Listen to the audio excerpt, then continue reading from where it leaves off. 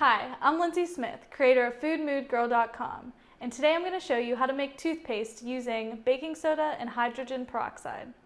In order to make this toothpaste, you'll need the following ingredients: 1 teaspoon of fine sea salt, 3 teaspoons of baking soda, 2 teaspoons of hydrogen peroxide, and 2 drops of peppermint essential oil.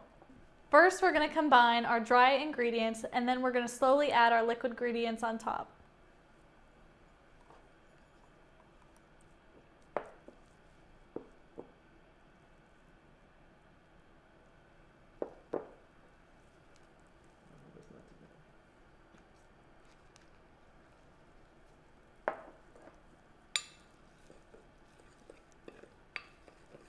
Combine the mixture until it becomes a liquidy paste. The hydrogen peroxide we use helps clean and whiten your teeth, while the peppermint essential oil gives it a nice, refreshing sensation. I'm Lindsay Smith, creator of FoodMoodGirl.com, and that's how you make toothpaste using baking soda and hydrogen peroxide.